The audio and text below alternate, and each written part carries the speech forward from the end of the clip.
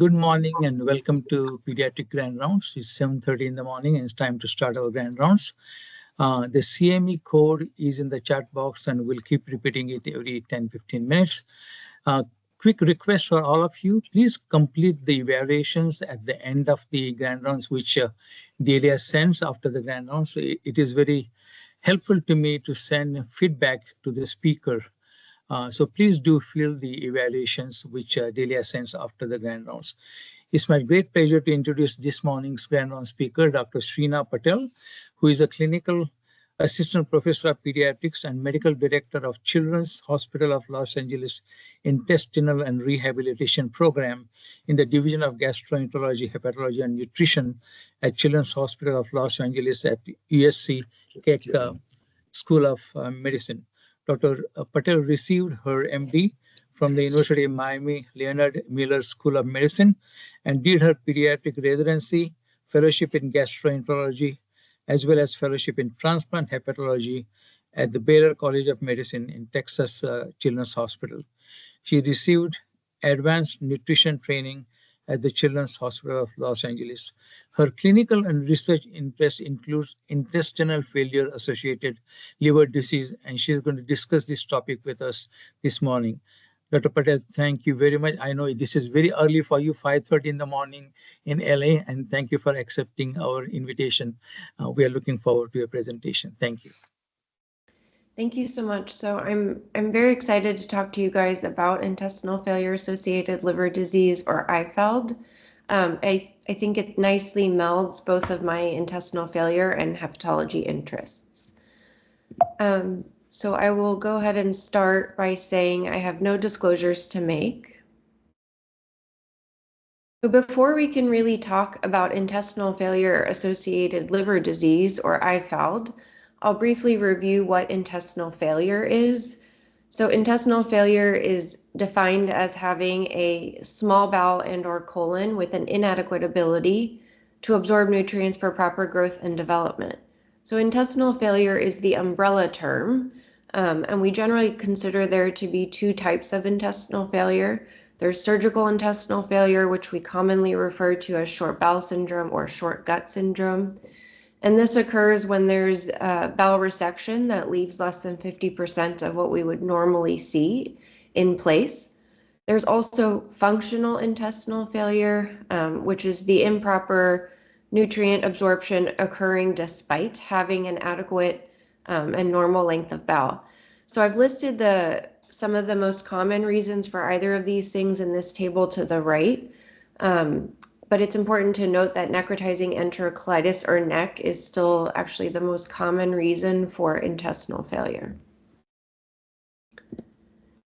So looking at what is intestinal failure-associated liver disease, or IFALD, the term has really replaced parenteral nutrition-associated cholestasis and parenteral nutrition-associated liver disease, and we'll sort of talk about why that is.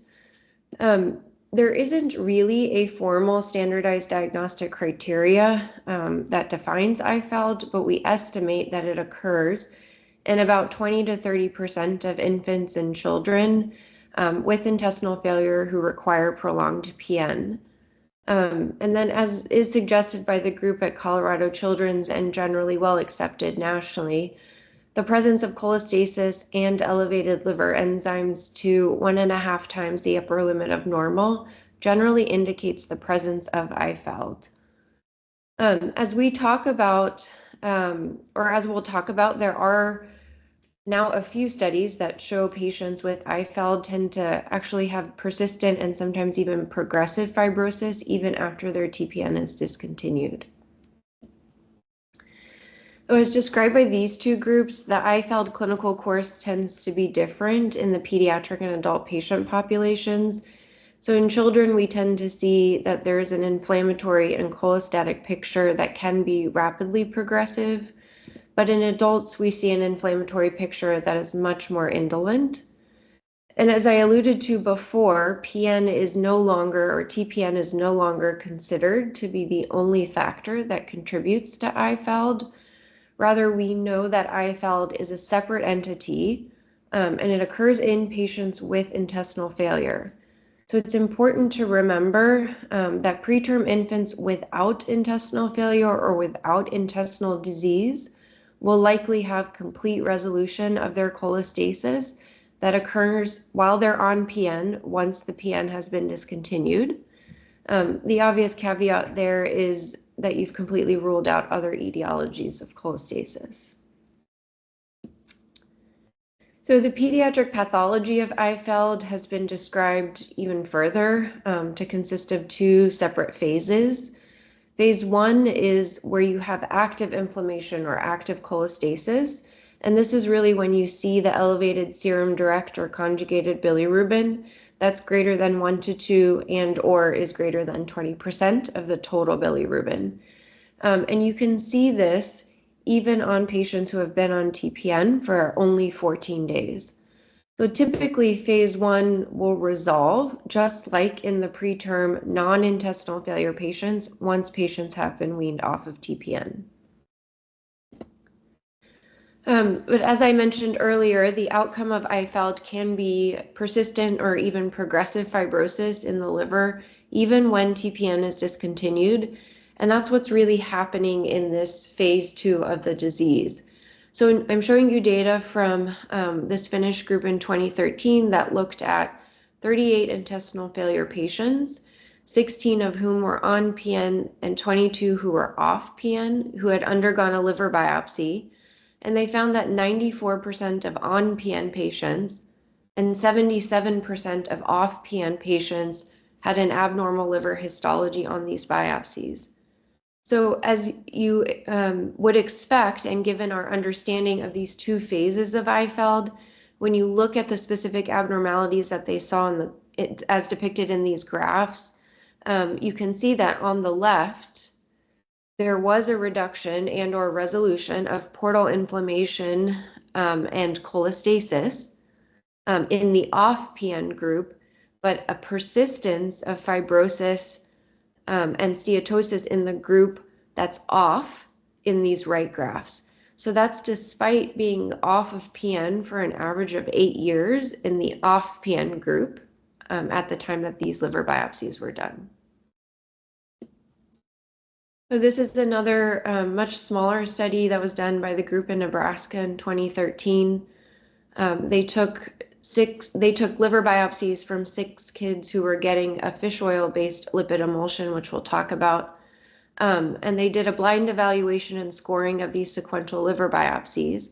And they found that hyperbilirubinemia and synthetic function was preserved or reversed in all cases, but that they saw fibrosis persisting in 2 patients, fibrosis that was progressive in 3, and regressed in only 1 of the patients. So knowing that there can be persistent or even progressive hepatic fibrosis in IFALD patients, it's then important to take it one step further and think about what the clinical implication is. And in the case of intestinal failure patients, we're talking about transplantation. Specifically, when you have IFALD, the type of transplantation patients will receive is a combined liver and intestinal transplant. And historically, that's led to more transplants than recurrent sepsis, or the loss of central vascular access has led to isolated small bowel transplants.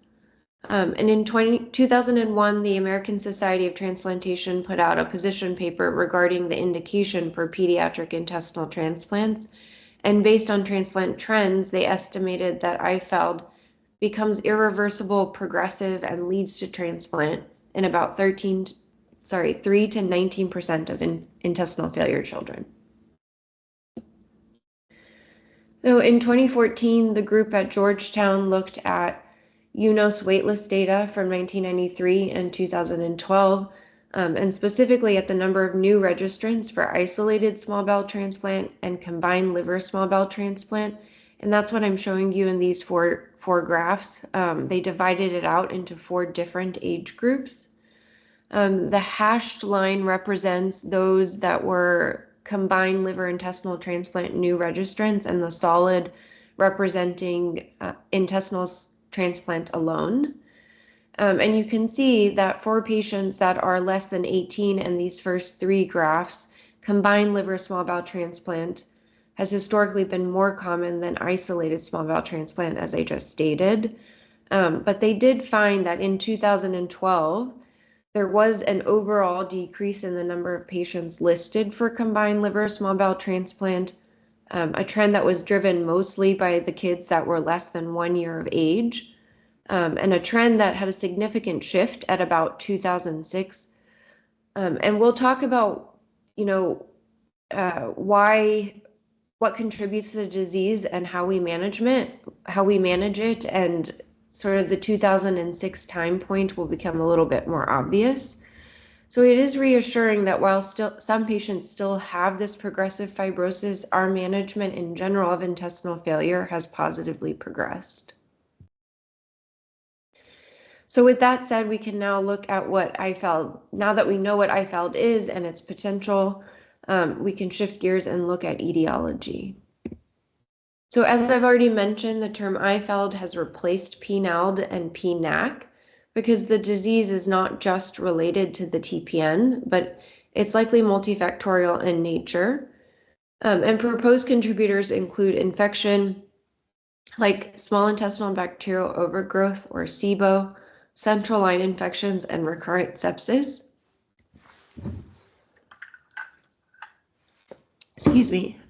Lack of enteral nutrition in addition to the actual parenteral nutrition prescription. Surgical factors like leaving the bowel in discontinuity that disrupts enterohepatic circulation and can lead to a loss of intestinal mucosal length, and patient factors like prematurity. So we'll talk about all of these a little bit more in detail. So starting with small intestinal bacterial overgrowth or SIBO, the proposed mechanism by which you get liver injury is such that with small bowel dilation, SIBO develops. That leads to bacterial translocation of bacteria from the gut into the bloodstream. That bacteria then go on to activate a pro-inflammatory environment in the liver that in turn leads to cholestasis. So this group from Finland looked at 50 short bowel syndrome kids, all of whom had been on TPN for at least 3 consecutive months, and that had an upper GI between 2002 and 2016. And specifically, they analyzed liver biochemistry and histology in relationship to the degree of small bowel dilation. They found that the greater small bowel diameter group had a higher GGT and that this was statistically significant. They also found that if they measured within 6 months of a bloodstream infection caused by an intestinal bug, that this measured bilirubin was higher. And then in terms of liver histology, there was also a higher grade of cholestasis, a higher grade of portal inflammation and fibrosis in those biopsies that were taken within 6 months of a bloodstream infection caused by intestinal bacteria. So again, supporting the thought that SIBO and bacterial translocation as a result can lead to liver pathology. In addition to SIBO, CLABSIs also seem to contribute. So CLABSIs here, I'm referring to central line associated bloodstream infections, such that the greater the number of CLABSIs and the earlier the onset of CLABSIs, the more severe the liver disease. Okay, so switching gears to nutritional factors and sort of starting with the hottest topic in the bunch, intravenous lipid emulsions. It's important to understand that the reason we give intravenous lipid emulsions is twofold. It provides a calorically dense macronutrient, but also provides essential fatty acids that we know are really important for nutritional growth and proper neurodevelopmental growth, especially in our neonate population. But there are really 2 aspects of the IV lipid emulsion that have been proposed to be harmful. And the first is the omega-6 polyunsaturated fatty acid content. Linoleic acid, while it is an essential fat, which is important to remember, is also a precursor to arachidonic acid, production of which can lead to a pro-inflammatory milieu. So we know that plant-based or soybean oil-based lipid emulsions tend to have a high omega-6 content, whereas fish oil-based lipid emulsions, or what we traditionally refer to as omega-ven, are abundant in omega-3 polyunsaturated fatty acids, which are in opposite anti-inflammatory in nature. So the second harmful component is phytosterols. And phytosterols are found in plants. They're minimally absorbed from the human diet. And we know that all IV lipid emulsions have phytosterols, but that the highest amount of phytosterols are found in soybean oil-based lipid emulsions.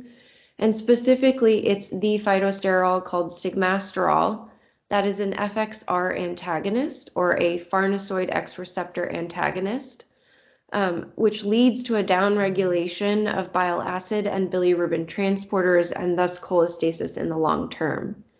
So while soybean-based oil lipid emulsions have the highest amount of phytosterols, fish oil-based lipid emulsions have the least amount of phytosterols present. So the Boston group put out a nice chart in their 2021 paper that depicts the major lipid products. And as you can see, they've divided the emulsions into pure soybean oil-based, composite emulsions, and pure fish oil-based, or omega-ven. I'll note that while we've been using SMOF since well before 2022, it was actually just approved for pediatric use in March of 2022.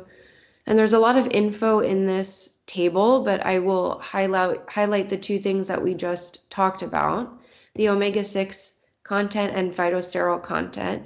And as I previously stated, the soybean-based oil lipid emulsions, of which we typically use intralipid, has the highest omega-6 to omega-3 ratio and the highest phytosterol content.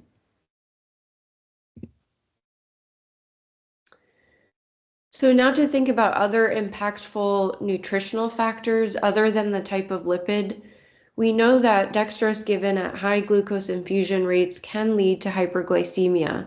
And when that occurs, hyperinsulinemia resulting in hepatic steatosis, which can be harmful in the long run.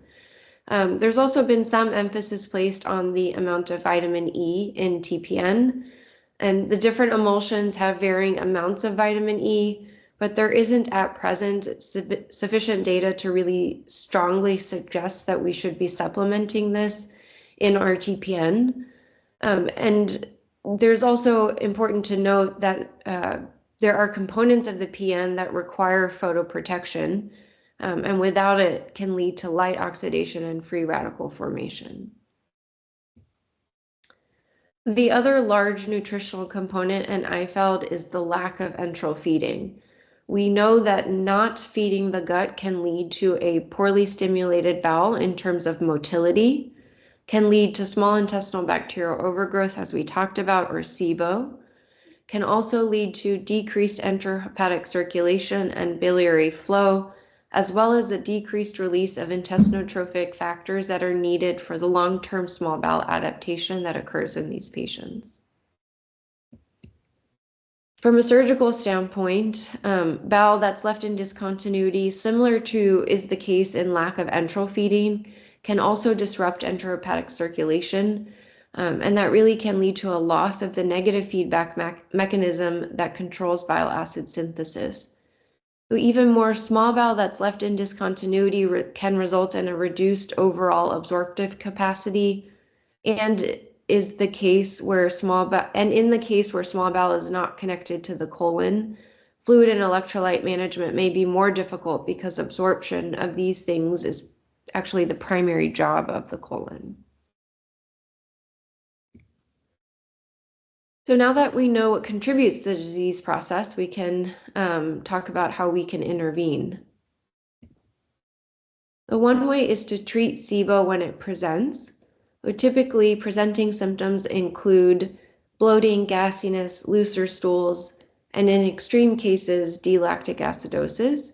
We typically use alternating antibiotics to treat the SIBO, but I will point out that its literature really hasn't supported the use of prophylactic antibiotics or empirically initiating antibiotic therapy just because a patient has a SIBO risk factor. In regards to CLABSIs, really the focus is on prevention, and caregiver education is probably one of the most important factors of prevention because we rely on caregivers to take care of the central line at home and to administer the TPN at home. But the other thing we can do is use ethanol locks. And Paul Wales's group at Sick Kids did a systematic review to compare the efficacy and safety of ethanol locks with heparin locks in the rate of CLABSIs and the rate of catheter replacements. And they found that they saw with ethanol locks, the CLABSI rate was actually decreased by 81% and the catheter replacement rate decreased by 72%, which is significant. So now to look at how we manage the use of intravenous lipid emulsions, because we know that soybean oil-based lipid emulsions have a high omega-6 and high phytosterol content, it makes sense that lipid minimization has been proposed as a preventative strategy. So when I say lipid minimization, I'm talking about a dose of 1 gram per kilo per day or less, as typically the standard dose of IV lipid emulsion is 2 to 3 grams per kilo per day. And retrospective studies have shown a reduced incidence of cholestasis in lipid-restricted groups, but really when this has been looked at from a prospective standpoint, randomized control studies aren't consistent with this finding, and that's actually been shown more than once. But in contrast, when a patient has already developed IFALD or have already shown signs of cholestasis, there are guidelines that suggest that dose reduction is certainly acceptable. And this is the position statement from the 2018 ESPGHAN-ESPEN group in the guideline for pediatric parenteral nutrition that states, as part of a measure to reverse IFALD in pediatric patients, a discontinuation of soybean oil-based lipid emulsion, a reduction of other lipid emulsion dosage, and or the use of a composite emulsion with fish oil should be considered along with treatment and management of other risk factors. But I will caution that it's important to note that when you reduce the dose of lipid or restrict the dose of lipid, you can see poor growth and or you can see essential fatty acid deficiency with lipid restriction. So it's important to remember that we talked about too much omega-6 can be being pro-inflammatory, but linoleic acid, which is an omega-6 polyunsaturated fatty acid, is still an essential fat. And EFA deficiency can have a negative effect on neurodevelopment, again, especially in our neonate population.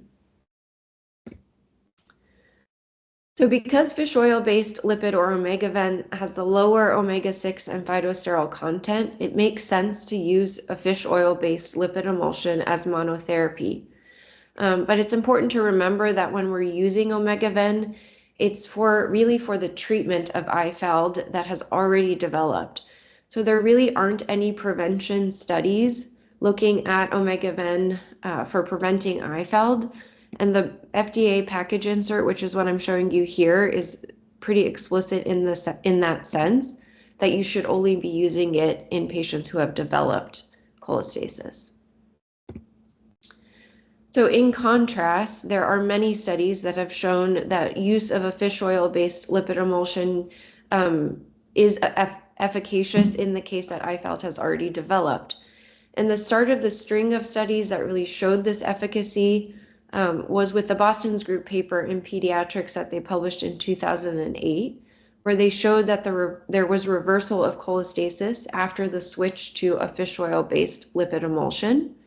But specifically, they compared the safety and efficacy outcomes of fish oil-based lipid emulsion in 18 infants with cholestasis that developed while they were getting soybean oil-based lipid emulsion with those from a historical cohort of 21 infants who also developed cholestasis while getting only soybean-based oil lipid emulsion.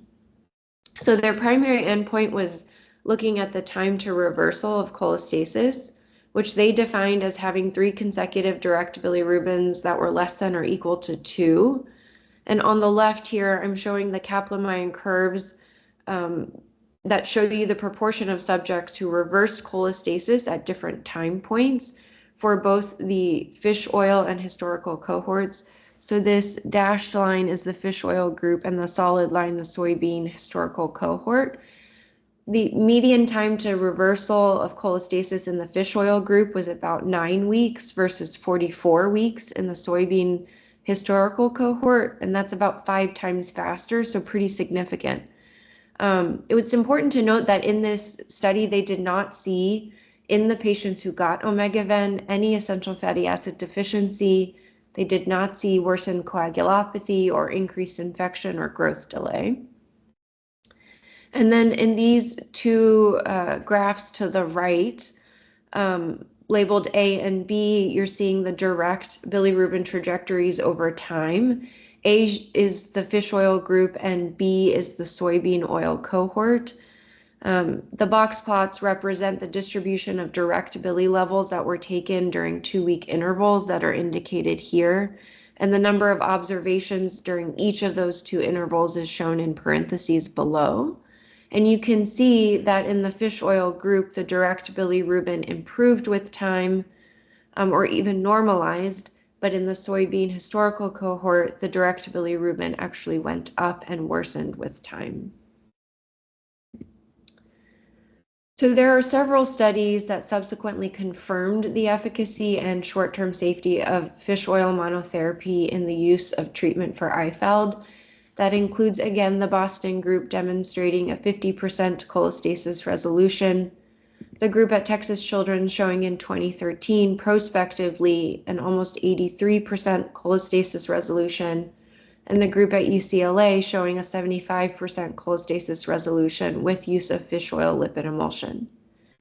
Boston also went on to conduct a longer-term use study of omega-ven, and they did not find that there was any sort of increased mortality, increased rate of transplantation, or recurrence of liver cholestasis in the omega-ven group. So all of these studies really helped lead to the 2018 FDA approval of omega-ven use in pediatric patients. So the use of omega-ven has certainly made an impact on the way we manage TPN in intestinal failure associated patients.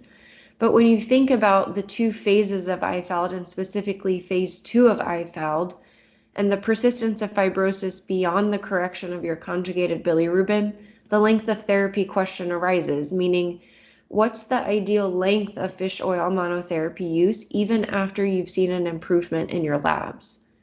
And it's also important to note that there is a subset of patients where omega-ven doesn't necessarily work to reverse cholestasis. And this table is listing risk factors for that subset of patients. And really these make sense. These kids tend to be sicker. So the last aspect of lipid management that we'll look at is the use of a composite lipid emulsion. And for us in the US, that means the use of SMOF lipid. So SMOF is sort of the in-between of soybean-based oil intralipid and fish oil-based omega-ven.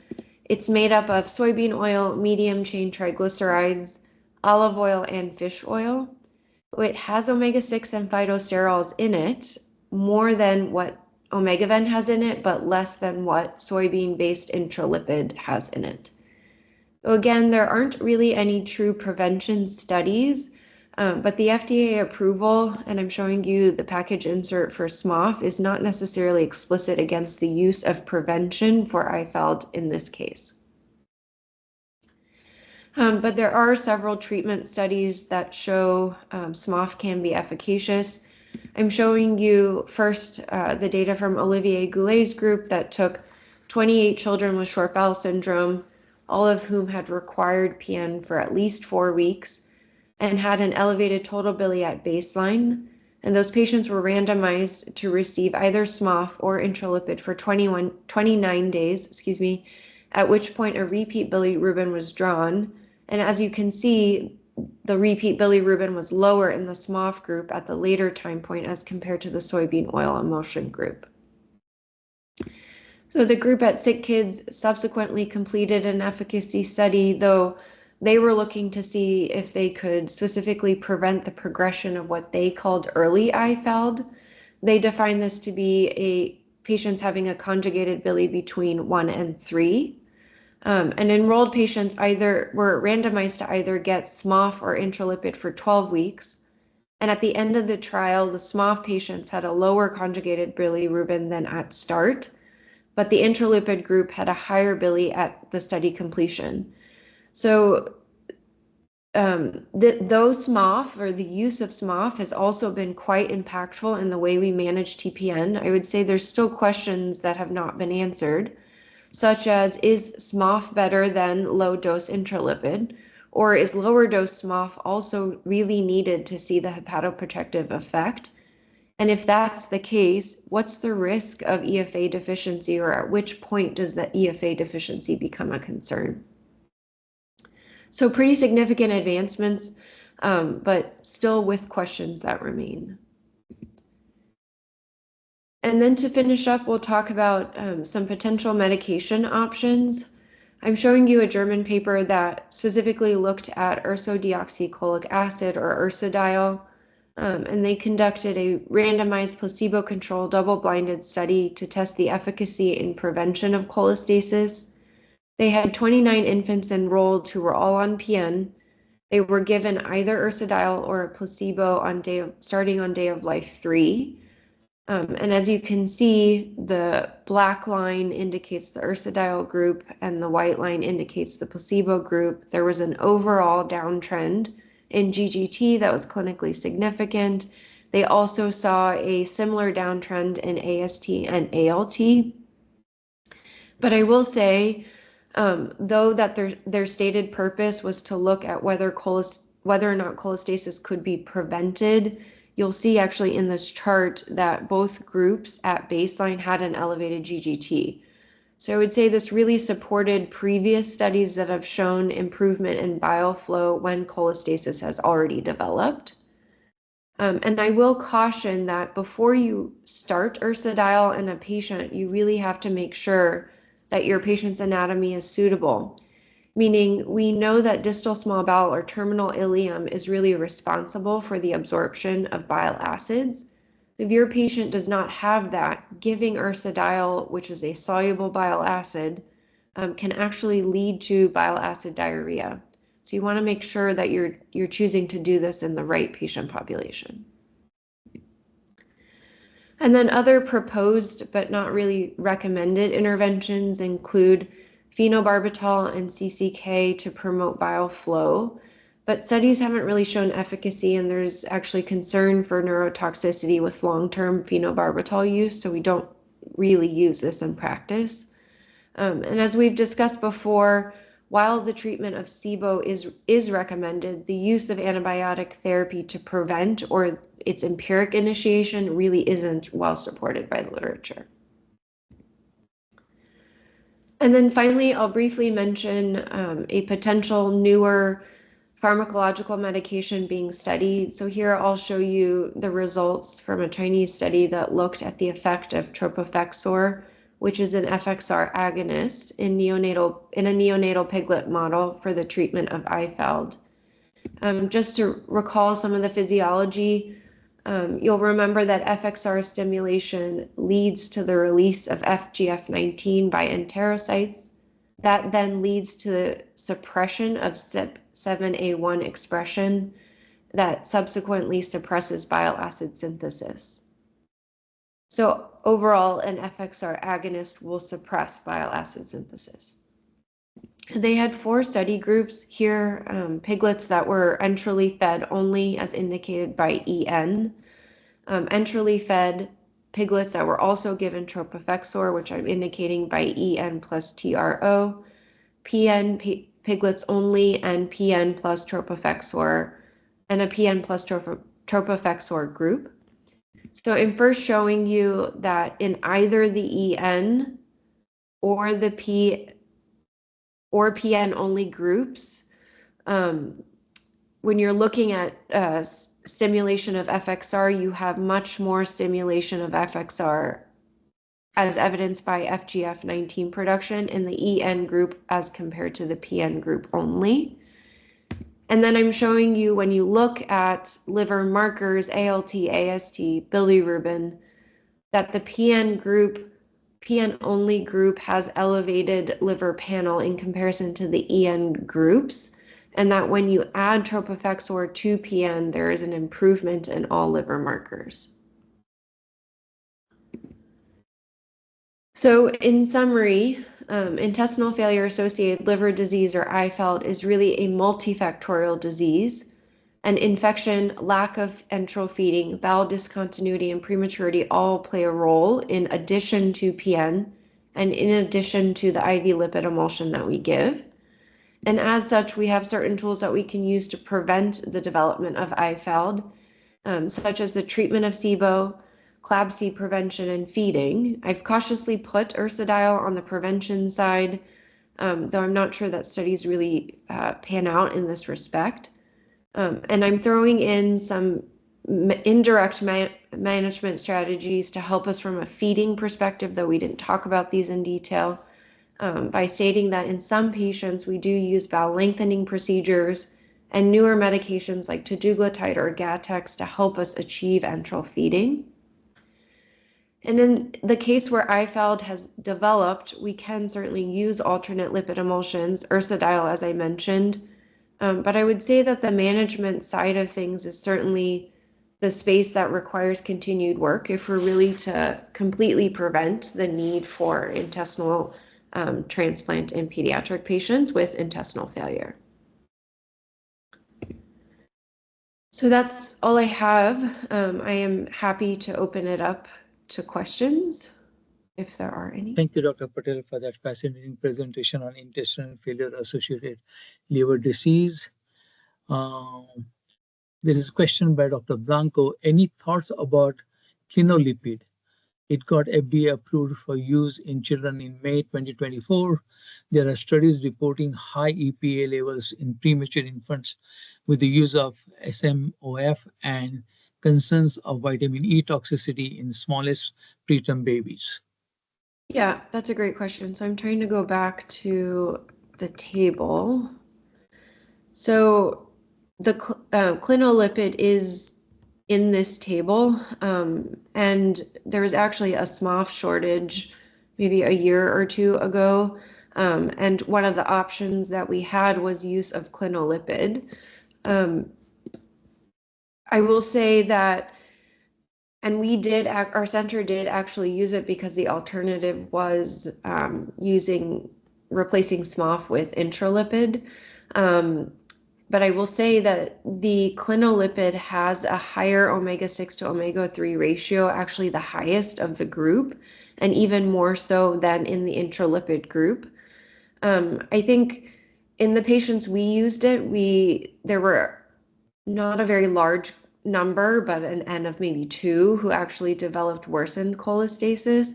I think that was likely multifactorial, again, probably not directly related to clinolipid, but I have been somewhat hesitant because this group does have actually a higher omega-6 to omega-3 ratio, which can be more pro-inflammatory. So I think there are certainly patients, where there is some enteral feeding, where the intestine is in continuity, where their family is reliable and they're not getting recurrent CLABSIs, where clinolipid could be used. But in the patients with higher risk or more risk factors for IFALD, I would be a little bit more cautious. Thank you, Dr. Patel. Any other questions, comments?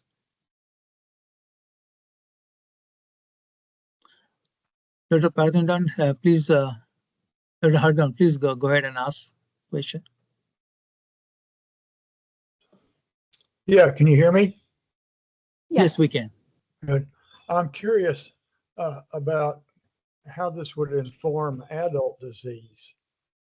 Has any of this data been transferred to adult disease? We just had this pandemic, and there are a lot of people that have come out of that pandemic with inflammatory bowel disease of one sort or another, plus or minus an infectious agent. And I'm wondering if preparations with olive oil or coconut oil or other things have any value in this. Yeah, so also a great question. The use of SMOF was approved in adults before it was approved in pediatric use. So the adults had actually been using it for a much longer period of time. I'd have to look at the data of use of Omegaven in the adult patient population. I'm not as familiar, but that is a great question. You know, all of the studies, though, for SMOF were first in adults. So I'm sure that the adult patient population is using it. Okay. Dr. Barton, go ahead and ask your question. Hi, I was pleased and simultaneously pleased and frustrated to hear that in one of your before getting it really into the Omegaven that for SIBO that the literature doesn't really support the use of like ongoing alternating antibiotics, and so because of course that remains a very common widespread practice.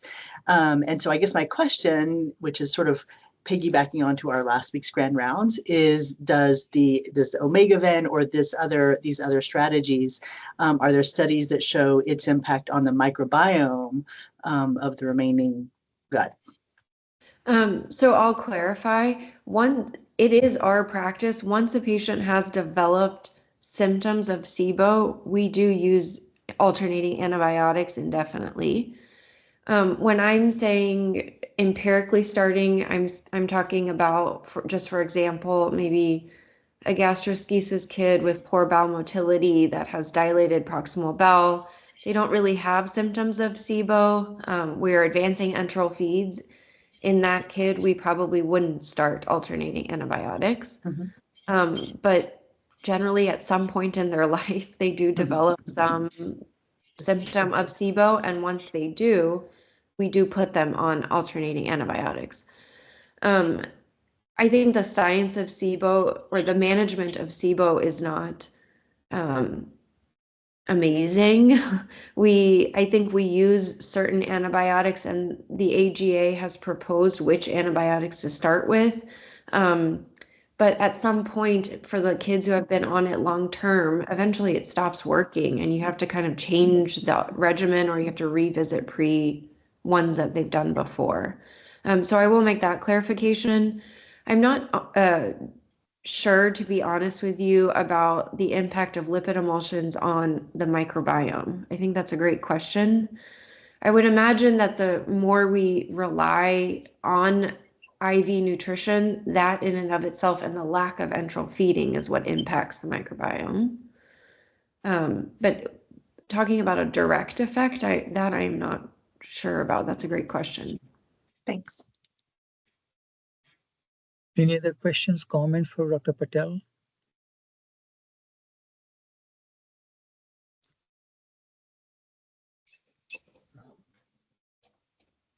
Dr. Handon, do you have a question? I'm not sure.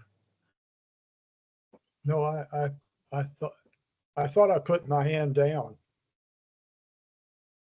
Yeah, go ahead. If you have a question, go ahead and ask it. I don't have another question. Oh, you I'm don't? sorry. Okay. Thank you. Any other questions, comments for Dr. Patel? I can make a comment. There's a folk cure for a lot of these problems with coconut. And apparently on some people it works. Do you mean given enterally? No, they just bought sources, cookies, macaroons, things like that made out of coconut. And it actually, for some magical, even the most skeptics were actually, their problems were improved dramatically. Do you mean cholestate? Their liver labs are better, or? Means that the effect of their inflammatory bowel disease, Oh, the diarrhea and all of that, yes. okay. Yeah, interesting. We sometimes will use enteral, like sunflower oil or safflower oil, in patients where we get worried about essential fatty acid deficiency if they're being enterally fed, to supplement the omega-6. But we have not used it necessarily for the malabsorption that occurs with short bowel syndrome. Okay. I don't see any other questions or comments for Dr. Patel. So I'm going to conclude this morning's grand round. Thank you, Dr. Patel. I know this is very early in the morning for you. So thank you for presenting a fascinating grand rounds on intestinal failure associated liver disease. Thank you all for attending this morning's grand round. Please fill out the evaluations which Delia will be sending after we conclude, and we'll see you next week at same time. Thank you. Bye-bye. Thank you, Dr. Patel, again. Thank you.